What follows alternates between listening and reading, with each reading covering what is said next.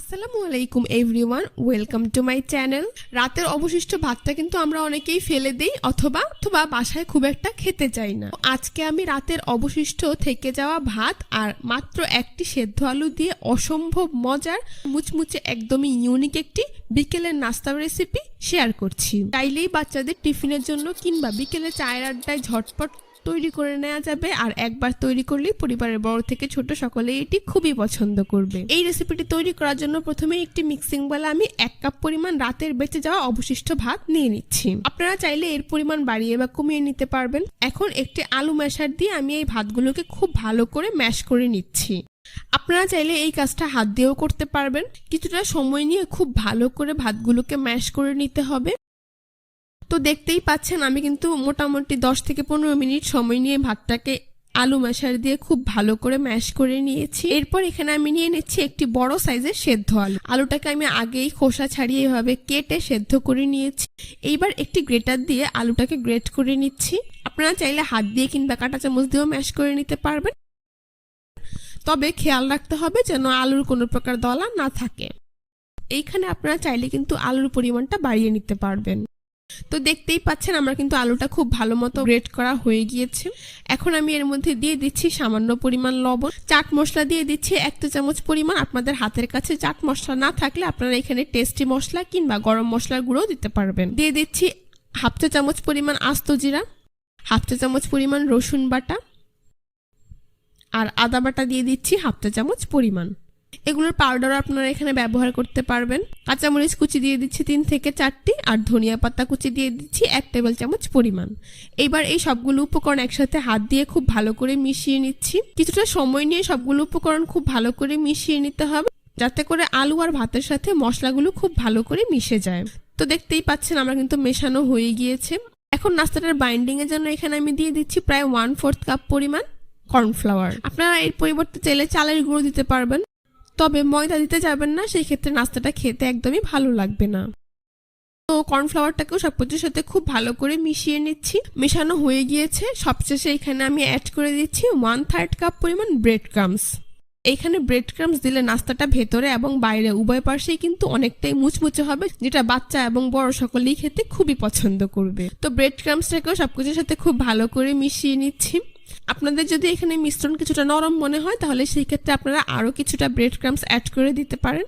তো দেখতেই পাচ্ছেন নাস্তা তৈরির জন্য কিন্তু আমার পারফেক্ট একটি ডো তৈরি করা হয়ে গিয়েছে। এখন আপনাদের পছন্দ অনুযায়ী যে কোনো শেপ দিয়ে নাস্তাটা তৈরি করে নিতে পারবে। তো আমি সেই জন্য প্রথমে 2 হাতে সামান্য পরিমাণ তেল মাখিয়ে নিয়েছি। তারপর এখান থেকে পরিমাণ মতো মিশ্রণ নিয়ে হাত দিয়ে এভাবে খুব ভালো করে চেপে নিচ্ছি। কিছুটা সময় নিয়ে এখানে চেপে নিলে নাস্তাটা একদম পারফেক্ট হবে। তারপর অন্য হাতে তালুতে নিয়ে এইভাবে লম্বা ফিঙ্গারের মতো শেপ দিয়ে নাস্তাগুলোকে তৈরি করে নিচ্ছি। এই যে দেখুন আমার কিন্তু একটি নাস্তা কত সহজেই তৈরি করা হয়ে গিয়েছে। এখন এটাকে একটি প্লেটে উঠিয়ে নিচ্ছি। তো এইভাবে আমি সবগুলো নাস্তা তৈরি করে নেব। দেখতেই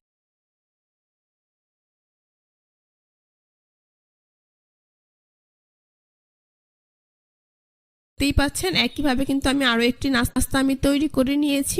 এই যে দেখুন এটাকেও আমি প্লেটে উঠিয়ে নিচ্ছি। তো সবগুলো নাস্তা আমি এইভাবেই তৈরি করে নিয়েছি।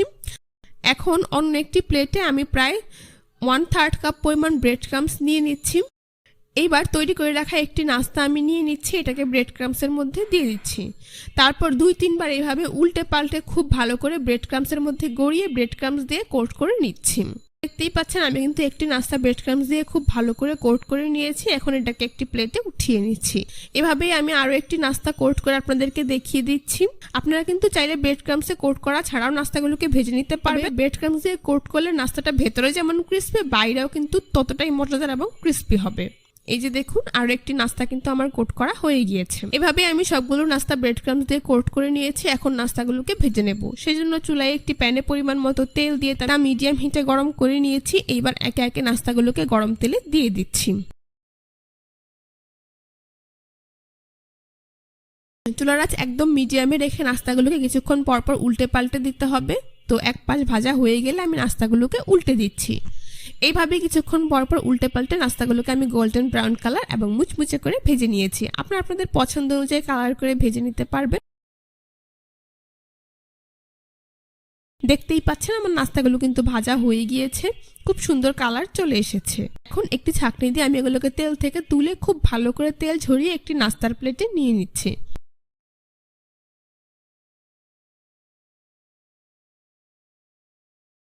বাকি নাস্তাগুলোকে আমি একইভাবে তেল থেকে তুলে খুব ভালো করে তেল ঝরিয়ে নিচ্ছি, তারপর নাস্তার প্লেটে উঠিয়ে নিচ্ছি।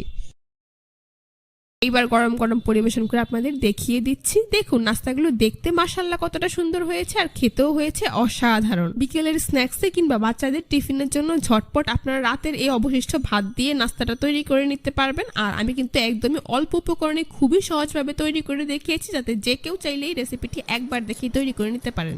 আশা করছি আজকের রেসিপিটা আপনাদের সবার কাছে ভীষণ ভালো। আজকে তৈরি করে দেখাবো খুবই সহজভাবে তৈরি করা যায় ভীষণ মজাদার হেলদি একটি সকালের নাস্তার রেসিপি। সকালের নাস্তাটা আমরা একটু সহজভাবে হেলদি একটা নাস্তা তৈরি করার চেষ্টা করি। মাত্র একটি ডিম আর দুধ দিয়ে যে এত মজার একটি পরোটা তৈরি করা যায় তা আপনারা না তৈরি করে খেলে বুঝতেই পারবেন। আর পরোটাটি শুধুমাত্র হেলদি নয়, খেতেও অনেক বেশি মজার। একবার তৈরি করলে দেখবেন পরিবারের বড় থেকে ছোট সকলেই খুবই পছন্দ করবে। চলুন রেসিপিটি দেখে নিচ্ছি। এই রেসিপিটি তৈরি করার জন্য প্রথমেই একটি মিক্সিং বলে আমি 2 কাপ পরিমাণ ময়দা নিয়ে নিচ্ছি। আপনারা চাইলে এর পরিবর্তে এখানে আটাও ব্যবহার করতে পারবেন। তারপর এখানে আমি দিয়ে দিচ্ছি প্রায় 1 টেবিল চামচ পরিমাণ চিনি, দিয়ে দিচ্ছি স্বাদ মতো লবণ। এবার এই শুকনো উপকরণগুলোকে একসাথে খুব ভালো করে মিশিয়ে নিচ্ছি। মেশানো হয়ে গিয়েছে। এবার আমি এর মধ্যে দিয়ে দিচ্ছি প্রায় 2 টেবিল চামচ পরিমাণ রান্নার রেগুলার তেল। তারপর এর মধ্যে দিয়ে দিচ্ছি একটি ডিম। এইবার ময়দা মাখার সুবিধার্থে আমি এগুলোকে একটি বড় মিক্সিং বলে ঢেলে নিচ্ছি। আপনারা চাইলে সবকিছু প্রথম থেকে একটি বড় মিক্সিং বলে নিয়েই করতে পারবেন। এখন হাত দিয়ে ডিমটাকে ময়দার সাথে খুব ভালো করে মিশিয়ে নিচ্ছি। এখানে কিছুটা সময় নিয়ে ডিম ময়দার সাথে মিশিয়ে নিতে হবে। এই যে দেখুন ময়দাটা কিন্তু অনেকটাই ঝুরঝুরে হয়ে গিয়েছে, আর ডিমটাও খুব ভালো করে ময়দার সাথে মিশে গিয়েছে। এখন আমি এর মধ্যে অ্যাড করে দেব কুসুম গরম লিকুইড দুধ। তো অল্প অল্প করে দুধটাকে অ্যাড করে একটি ডো তৈরি করে নিচ্ছি। দুধটা অবশ্যই কুসুম গরম হতে হবে, খুব বেশি গরম কিংবা ঠান্ডা দুধ এখানে ব্যবহার করা যাবে না। আপনারা চাইলে দুধের পরিবর্তে এখানে পানি দিয়েও ডোটা তৈরি করতে পারবেন, সেই ক্ষেত্রে পানি অবশ্যই কুসুম গরম ব্যবহার করবেন। মোটামুটি 15 থেকে 20 মিনিট ধরে এই ডোটাকে মাখিয়ে নিতে হবে, এতে করে ডোটা অনেক বেশি সফট এবং পারফেক্ট হবে। এটা দেখুন আমার কিন্তু একটি পারফেক্ট ডো তৈরি করা হয়ে গিয়েছে। এখন এর উপরে সামান্য পরিমাণ তেল মাখিয়ে আমি এটাকে রেস্টে রাখবো প্রায় 10 থেকে 15 মিনিটের জন্য। তো ফিরে এলাম 20 মিনিট পর, ঢাকনা সরিয়ে নিচ্ছি।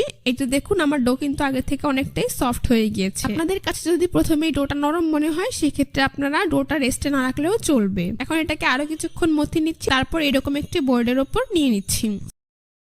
এইবার এইখান থেকে আমি এরকম মিডিয়াম সাইজের গোলা তৈরি করে নিচ্ছি। বাকিটাকে আমি মিক্সিং বলে ঢেকে রাখছি। আর এই লেচিটাকে এইভাবে গোল করে নিচ্ছি। তারপর উপরে সামান্য পরিমাণ ময়দা ছিটিয়ে মিডিয়াম পুরুত্বের একটি গোল রুটি আমি তৈরি করে নিচ্ছি। এটাকে খুব বেশি পাতলা কিংবা ভারী করে ফেলা যাবে না, মিডিয়াম পুরুত্বের একটি রুটি এখানে তৈরি করে নিতে হবে। এই যে দেখুন আমার রুটি তৈরি করা হয়ে গিয়েছে, আর এর পুরুত্ব ঠিক এমন হয়েছে। এখন আমি এর উপরে প্রায় 1.5 চা চামচের মতো তেল দিয়ে দিচ্ছি। তেলটাকে পুরো রুটিতে এইভাবে ছড়িয়ে দিচ্ছি। তারপর এখানে আমি 1 থেকে 1.5 চা চামচ পরিমাণ চিনি দিয়ে দিচ্ছি, আর দিয়ে দিচ্ছি প্রায় 2 চা চামচ পরিমাণ গুঁড়ো দুধ। গুঁড়ো দুধ আর চিনিটাকেও একইভাবে পুরো রুটিতে ছড়িয়ে দিচ্ছি। আশা করি আপনারা দেখেই বুঝতে পারছেন।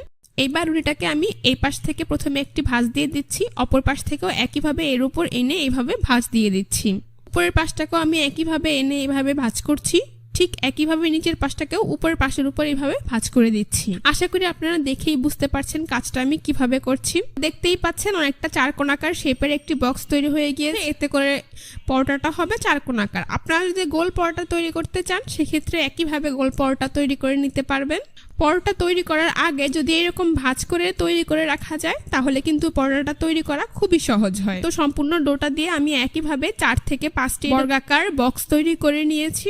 এখন এইখান থেকে একটি বক্সের শেপ আমি এই বোর্ডের উপর নিয়ে নিই। পরে সামান্য পরিমাণ ময়দা দিয়ে দিচ্ছি। এক্ষেত্রে রুটিটা বানানোর সময় আপনারা খুব বেশি ময়দা ব্যবহার করবেন না। এইবার বর্গাকার শেপ দিয়ে পরোটা বেলে নিচ্ছি আমি। এই পরোটাটা কিন্তু আপনারা খুব বেশি পাতলা করে ফেলবেন না, আবার অনেক বেশি ভারীও রাখবেন না। এই যে দেখুন আমার পরোটা তৈরি করা হয়ে গিয়েছে। আর দেখুন এখন আমি কিন্তু খুব ভারী কিংবা খুব পাতলা করে এটাকে তৈরি করে মিডিয়াম পুরুত্বে রেখে আমি পরোটাটা তৈরি করে নিয়েছি। তো দেখতেই পাচ্ছেন খুব সহজেই কিন্তু আমার একটি পরোটা ভাজার জন্য তৈরি। একইভাবে আমি সবগুলো পরোটা তৈরি করে নেব। পরোটাগুলোকে আমি ভাজতে চলে যাচ্ছি, সেই জন্য চুলায় এরকম একটি প্যান বসিয়ে দিয়েছি। এইবার পরোটাটা এই প্যানে দিয়ে দিচ্ছি। প্রথমে চুলার আঁচ মিডিয়াম টু হাইতে রেখেই তেল ছাড়াই পরোটাটাকে 3 থেকে 4 মিনিটের মতো ভেজে নিতে হবে। পরোটার এক পাশ কিছুটা হয়ে গেলে পরোটাটাকে আমি উল্টে দিচ্ছি। এইভাবেই 2-3 বার উল্টে পাল্টে যখন দেখবেন পরোটার কালার এরকম চেঞ্জ হয়ে এসেছে, তখন আমি এর মধ্যে দিয়ে দিতে প্রায় 1.5 থেকে 2 টেবিল চামচের মতো তেল দিয়ে দিচ্ছি। এখানে খুব বেশি তেল ব্যবহার করার প্রয়োজন নেই। তেল দেওয়ার পর চুলার আঁচ মিডিয়াম টু লোতে করে দিতে হবে, তা না হলে পরোটাটা পুড়ে যেতে পারে। তেল দেওয়ার পর কিছুক্ষণ এভাবে চেপে পরোটার এক পাশ হয়ে গেলে পরোটা আমি আবারও উল্টে দিচ্ছি।